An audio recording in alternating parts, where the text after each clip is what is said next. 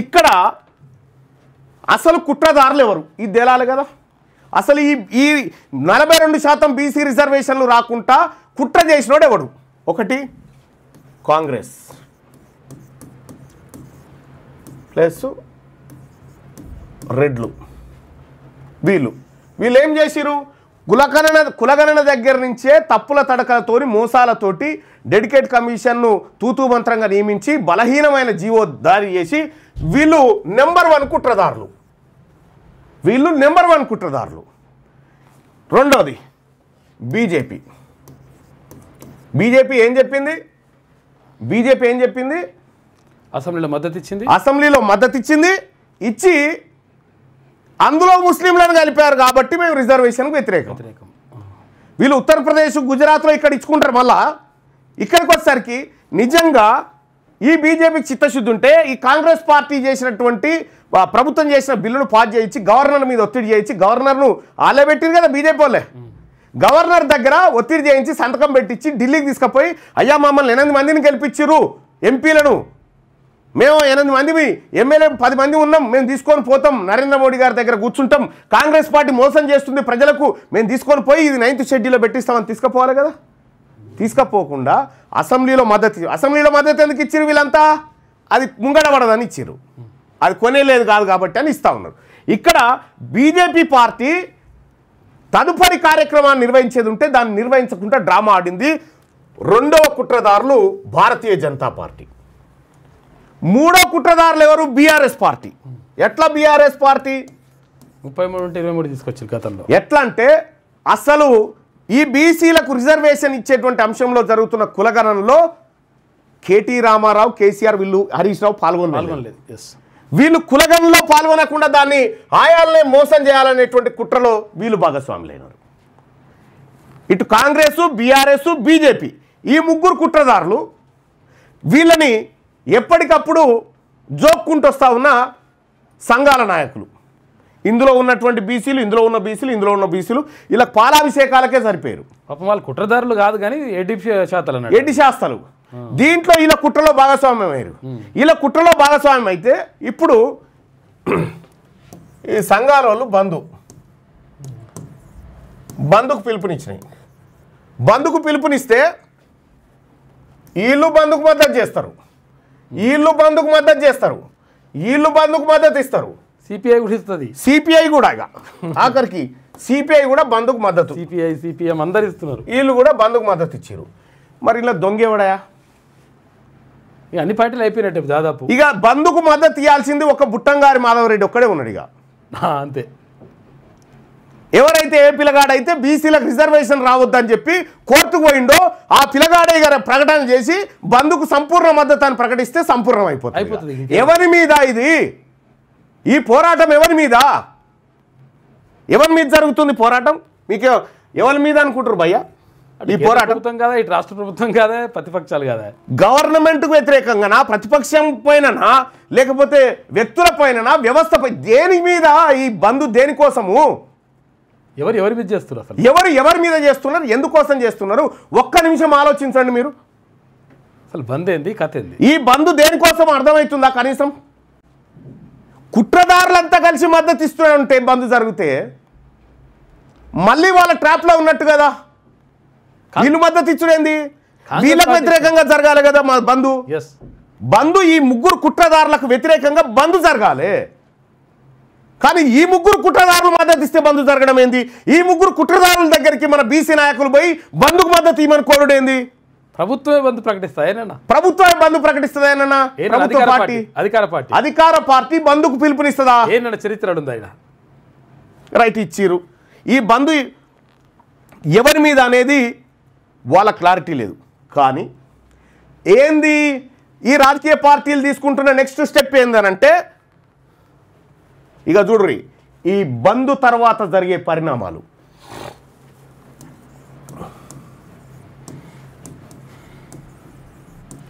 బంధు తర్వాత పార్టీ పరంగా 42 ఉంటారు. ఇప్పుడు ఈ బంధును నాయకత్వం వహిస్తున్నటువంటి నాయకులు ఉన్నారుగా, వీళ్ళందరూ కలిసి సంఘాలు, కాంగ్రెస్, బీజేపీ, బీఆర్ఎస్ ఇలా పార్టీల దగ్గరికి బంద్ సక్సెస్ చేసినందుకు మీకు ధన్యవాదాలని పూల గుత్తేలు తీసుకొని పోతారు. పోయి ఇక మీరు రన్లాడకాడికి రన్లాడారు, మీ శక్తి వంచన లేకుండా మీరు కృషి చేసారు, మీరు గొప్ప వాళ్ళు అని చెప్పి 42% టికెట్లు ఇరి మాకు సరిపోతుంది అని చెప్పేసి అని వీళ్ళతో చెప్పిస్తారు. మనకేం కనిపిస్తుంది బయట నుంచి, వీళ్ళే పోయి అడిగిరేమనిపి, కానీ వీళ్ళతో చెప్పించేది వీళ్ళతో చెప్పించేది వీళ్ళే. దిగ్విజయంగా ఈ బంద్ తర్వాత ఈ 42% అనేటువంటి రిజర్వేషన్లను జీవ సమాజ్ చేసే కార్యక్రమానికి ఇప్పుడు పార్టీలు ఆడుతున్నటువంటి డ్రామా ఈ కుట్రదారులంతా. ఈ కుట్రంతా దాని మీదనే జరుగుతూ ఉంది. 42% నీవు నేను పదే చెప్పిన, మీ పార్టీలు పెట్టే బిచ్చపు సీట్లు మాకు ఎక్కర్లేదు, వాటాగా మా ప్రజలకు రావాల్సినటువంటి బాజప్తా రిజర్వేషన్లు రావాలని చెప్తా ఉన్నా. పార్టీ పరంగా ఇస్తే నష్టమే, ఇంకా పార్టీ పరంగా ఇచ్చినా కూడా నష్టమే. ఆల్రెడీ మనం ఎగ్జిస్టింగే చాలా 50%. కానీ ఈ పార్టీలు వీళ్ళను ప్రేరేపించి మీరు ఇట్లా రర్రి, మేము ఇట్లా వస్తామని చెప్పి వీళ్ళ దగ్గర దోలి మేమంతా మళ్ళా వెర్సీలంతా గూడుపుటాని అగ్రవర్ణ పార్టీలంతా చేసేటువంటి కుట్ర ఇగో ఇది. కాదు, ఇక్కడ ఒక మాట చెప్పుండ్రు వాళ్ళు ఒకవేళ పార్టీ పరంగానే 42% టికెట్లు వచ్చేది ఉంటే ఈ బంధులు ఎందుకయ్యా, ఈ కథ ఎందుకు, కార్ఖాన్ ఎందుకు, ఈ బిల్లులు ఎందుకు, ఆర్డినెన్స్లు ఎందుకు, చర్చలు ఎందుకు, ధర్నాలు ఎందుకు? ఒక పని చేయమని చెప్దాం. ఏమైందంటే అసలు యాక్చువల్గా 3 పార్టీలు ఉన్నాయి కదా, 3 పార్టీలు పార్టిసిపేట్ చేస్తాయి కదా ఇప్పుడు ఎలక్షన్లలో. వీళ్ళు ఏం చేయాలంటే 42% పార్టీ పరంగా అంటున్నారు కదా, ఇప్పుడు ఈయనొక దగ్గర కాదు కథ, అందరు కలిసి 42% ఉన్నాయి కదా, అది అయ్యేది కాదు, పోయేది కాదు. కానీ దీన్ని చేయగలిగితే అంటే ఈ మూమెంట్ ను బొందబెట్టడానికి ప్రారంభమైనటువంటి మరో కుట్ర ఇది. ఇక్కడ మరి మల్లన్న ఏంది, దీని పాత్ర ఏంది? తెలంగాణ రాజ్యాధికార పార్టీ ఏం చేయాలి, ఏం చేయబోతుంది? బంధు అనేటువంటి కార్యక్రమం ద్వారా దీని ప్రయోజనం ఇట్లా ఉంది. బంధు అనే కార్యక్రమం ద్వారా ప్రజల్లో చర్చ జరుగుతుంది, ప్రజల్లో బీసీ వాదం పైన చర్చ జరుగుతుంది అనేటువంటి ఒక ఆలోచన మాత్రం మా ఇంటలెక్చువల్ గ్రూప్ కానీ మేమందరం కానీ లేకపోతే మా రాష్ట్ర నాయకత్వం ఒక చర్చ జరుగుతుందని తీసుకున్నాం. సో ఇవాళ తెలంగాణ రాజ్యాధికార పార్టీ ఫస్ట్ మా కార్యకర్తలకు నేను ఒక సూచన చేస్తా ఉన్నా. మన పార్టీ వాట్సాప్ ఛానల్ ఉంది కదా, మన పార్టీది. ఇగో తెలంగాణ రాజ్యాధికార పార్టీ అని వాట్సాప్ ఛానల్ ఉంది కదా, ఈ వాట్సాప్ ఛానల్లో నేను ఒక పోల్ పెడతా ఉన్నా. ఎందుకంటే మాకే అభిప్రాయం ఉన్నా మాకు కార్యకర్తల మాటే, కార్యకర్తల ఆదేశమే శిరోధార్యం మాకు. కాబట్టి నేను ఒక చిన్న పోల్ పెడతా ఉన్నా వాట్సాప్ గ్రూప్లో. వాట్సాప్ గ్రూప్ పోల్ అయిపోయిన తర్వాత ఇంకో గ్రూప్లో మాట్లాడుకుందాం.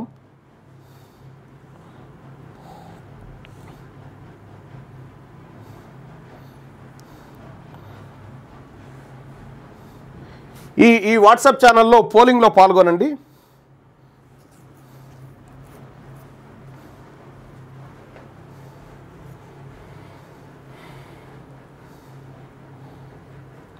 పోల్ పెడతా ఉన్నా. ఫస్ట్ కార్యకర్తల అభిష్టం మేరకే దీన్ని భావజాల వ్యాప్తి కోసం వాడదామా వద్దా అనేటువంటి అంశంలో ప్రజలలో అన్యాయం జరిగిందనే దానిపైన చర్చ జరగడం కోసం అసలు యాక్చువల్గా ఒకవేళ మనం చేయాలనుకుంటే చర్చ జరగడం మాత్రమే జరుగుతుంది, ఇంకేం పెద్దగా ఉండదు అక్కడ.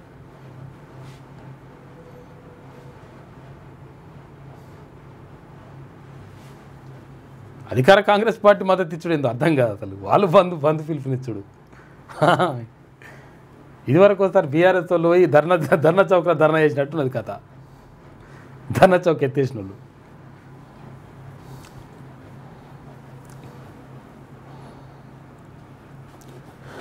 ఎస్, ఇక్కడ దీంట్లో పోల్ పెట్టుకోవడం జరిగింది. రేపు తలపెట్టిన తెలంగాణ బంద్కు మన తెలంగాణ రాజ్యాధికార పార్టీ మద్దతు తెలపాలా వద్దా? ఫస్ట్ కార్యకర్తల అభిప్రాయం మేరకు తెలంగాణ రాజ్యాధికార పార్టీ వాట్సాప్ ఛానల్లో పోల్ను పెట్టింది. దీంట్లో నా కార్యకర్తల అభిప్రాయం చాలా ఇంపార్టెంట్ కాబట్టి కార్యకర్తల ఒపీనియన్ ఫస్ట్ ఇక్కడ తీసుకుంటా ఉన్నాం. మా కార్యకర్తలు ఓటింగ్లో పాల్గొంటూ ఉన్నారు. తెలంగాణ రాజ్యాధికార పార్టీ వాట్సాప్ ఛానల్, దీంట్లో కార్యకర్తల ఒపీనియన్ నాకు ఇంపార్టెంటు.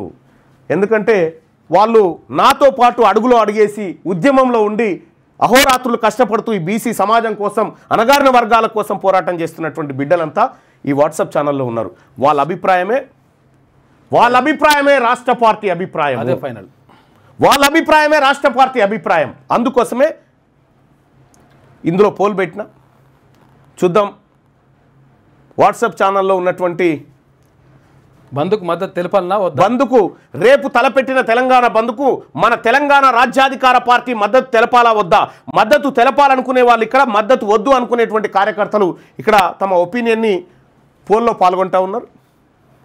ఒకసారి ప్రజల అభిప్రాయాన్ని ఈ ఛానల్ ద్వారా తెలుసుకుందాం. ఎందుకు ప్రజలు కాదు, మరీ ముఖ్యంగా టీఆర్పీ పార్టీ కార్యకర్తలు, సైనికులు, వీరులు, టీఆర్పీ పార్టీ తెలంగాణ రాజ్యాధికార పార్టీ వీరయోధులు పాల్గొంటున్నటువంటి కార్యక్రమం ఇది.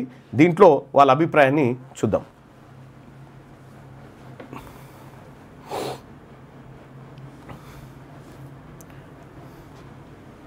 మద్దతు తెలపాలని ఎక్కువ అంటున్నట్టున్నారు. చూద్దాం ప్రజా అభిప్రాయాన్ని. ఇప్పటికి వచ్చిన ఓట్లయితే అట్లా కనిపిస్తున్నాయి. మీరు ఎలాంటి ఆదేశం ఇచ్చినా ఇది కార్యకర్తల సంక్షేమం, కార్యకర్తల ఆలోచన మేరకు నడిచేటువంటి పార్టీ కాబట్టి మీ అభిప్రాయాన్ని శిరసావహిస్తుంది పార్టీ. రేపు తలపెట్టిన తెలంగాణ బంద్కు మన తెలంగాణ రాజ్యాధికార పార్టీ మద్దతు తెలపాలా వద్దా అనేటువంటి అంశంలో కార్యకర్తలు, మెజారిటీ కార్యకర్తలు మద్దతు తెలపాలి అని చెప్తా ఉన్నారు. మద్దతు వద్దు అని కొద్దిమంది చెప్తా ఉన్నారు. అయితే మెజారిటీ ప్రజల అభిప్రాయం మేరకే పార్టీ నడుచుకుంటుంది. మెజారిటీ ప్రజల అభిప్రాయమే కాబట్టి ఇక్కడ తెలంగాణ రాజ్యాధికార పార్టీ వాట్సాప్ ఛానల్లో ప్రజా అభిప్రాయాన్ని కోరినప్పుడు వాళ్ళు దాదాపుగా ఎక్కువ మంది, అంటే దాదాపుగా 90% మంది మద్దతు తెలపాలి అనేటువంటి మాట చెప్తా ఉన్నారు. మద్దతు తెలుపుతాము.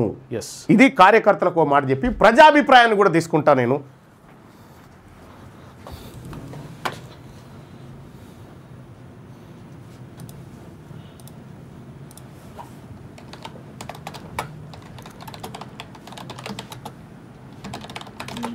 లింక్ ఉండే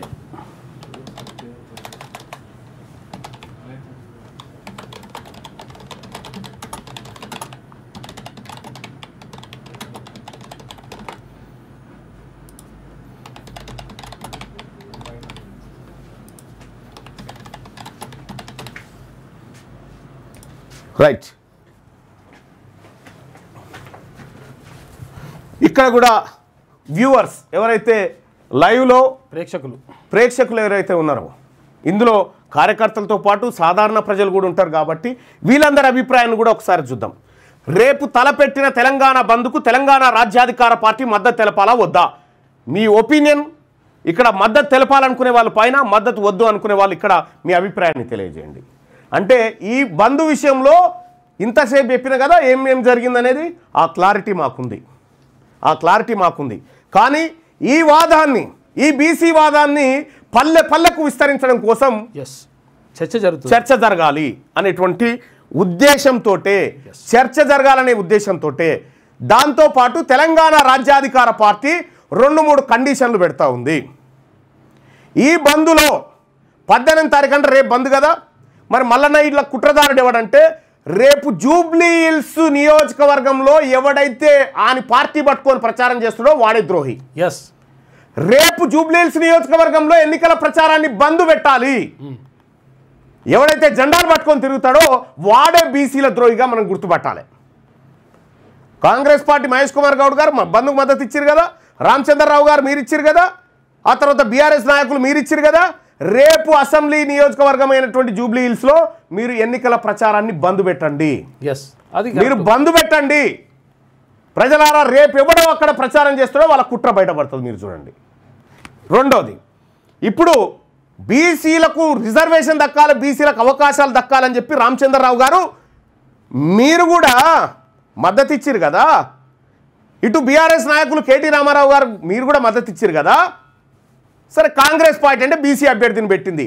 ఇప్పుడు మీ పార్టీల నుంచి ఉన్నటువంటి అభ్యర్థులు ఎవరైతే ఉన్నారో ఒక ఆయన రెడ్డి ఆయనకు ఒక ఆయన ఖమ్మామకి ఇచ్చింది. మీరు ఫస్ట్ బీసీ అభ్యర్థులను పెట్టురు, అభ్యర్థులను మార్చురి మీ చిత్తశుద్ధి బయటపడుతుంది. ఇప్పుడు బీసీ అభ్యర్థులను దించురు రంగంలోకి, మీ చిత్తశుద్ధి బయటపడుతుంది. ఇప్పుడు దించురి. మెజార్టీ ఓట్లు ఎన్ని ఉన్నాయి అక్కడ, ఎవరి ఉన్నాయి? 4 లక్షల ఓట్లు మీ చిత్తశుద్ధి బయటపడుతుంది. దియండి ఫస్ట్. తెలంగాణ రాజ్యాధికార పార్టీ నీ ఒపీనియన్ చెప్పనా? రైట్, 179% మంది మద్దతు తెలపాలా వద్దా అంటే మద్దతు తెలపాలి అనేటువంటి మాట చెప్తా ఉన్నారు. ఇది మద్దతు కాదు, మా నిరసన. మా నిరసనలో భాగంగా పాల్గొంటాం. తెలంగాణ రాజ్యాధికార పార్టీ కార్యకర్తలారా, ఇది ప్రజలు కార్యకర్తల అభిష్టం మేరకు రేపటి బంద్లో తెలంగాణ రాజ్యాధికార పార్టీ పాల్గొంటుంది. కానీ బంద్ మాత్రమే కాదు, ఈ కుట్రదారుల దిష్టి బొమ్మలు కూడా తగలబెట్టండి, ర్యాలీలు నిర్వహించండి. ఒక్క ప్రభుత్వ కార్యాలయం తెరవడానికి కూడా వీల్లేదు. రేపు అన్ని విద్యా సంస్థలు బంద్ పెట్టండి. ఏ విద్యా సంస్థ అయినా పొరపాటున తెరిచుంటే తర్వాత పరిణామాలకు మీరే బాధ్యులు. ముందే హెచ్చరిస్తుంది తెలంగాణ రాజ్యాధికార పార్టీ. ఈ వాదాన్ని ప్రజల్లోకి తీసుకుపోవడానికి ఇదొక అవకాశంగా మాత్రమే చూస్తూ ఉన్నాం. దీని ద్వారా ఏమొస్తుందో మాకు తెలుసు. కానీ మీ అభిప్రాయానికి, కార్యకర్తల అభిప్రాయానికి, వ్యూవర్స్ ప్రజల అభిప్రాయానికి తెలంగాణ రాజ్యాధికార పార్టీ శిరసావహిస్తుంది. ఈ వాదాన్ని ప్రజల్లోకి చర్చ జరగాలని తీసుకుపోతా ఉంది. బీసీల ఆకాంక్ష కూడా బయటికి రావాలని కోరుతా ఉంది. ఎక్కడికక్కడ ఊర్లలో రిలే నిరాహార దీక్షలు చేస్తా ఉన్నారు బీసీలకు. వాళ్ళందరికీ రాజ్యాధికార పార్టీ, తెలంగాణ రాజ్యాధికార పార్టీ సంపూర్ణ మద్దతు ప్రకటిస్తూ ఉంది. అలాగే ప్రజలారా, స్వచ్ఛందంగా ఈ బంద్లో పాల్గొనండి, స్వచ్ఛందంగా పాల్గొనండి. ప్రభుత్వ కార్యాలయాన్ని బంద్ చేయండి. ప్రభుత్వ కార్యాలయాలు బంద్ కావాల్సిందే.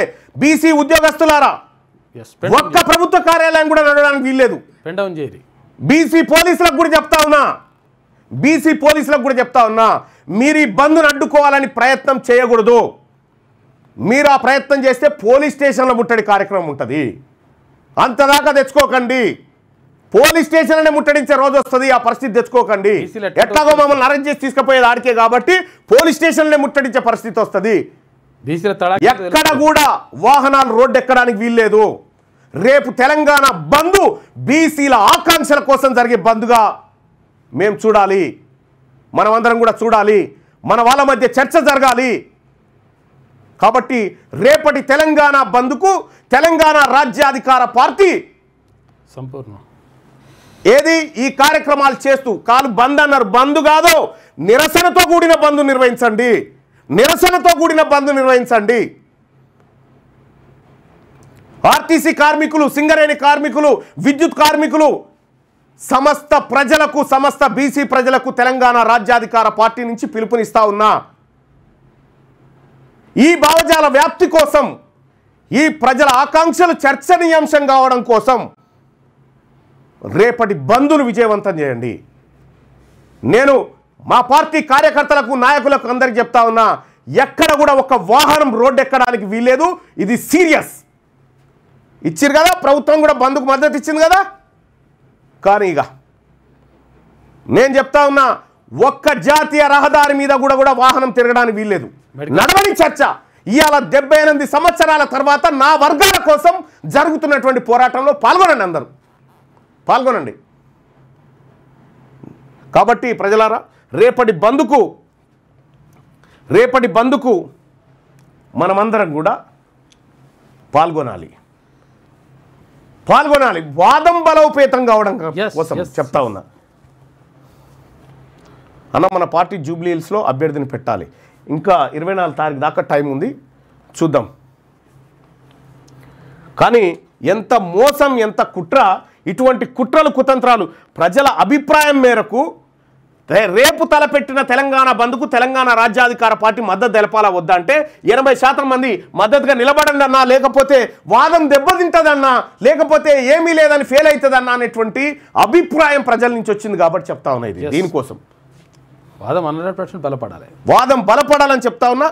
మా ప్రజలు, మా కార్యకర్తలు కూడా దాదాపుగా మెజార్టీ కార్యకర్తలు బంద్కు మద్దతు తెలపండి అని ఆదేశించినారు.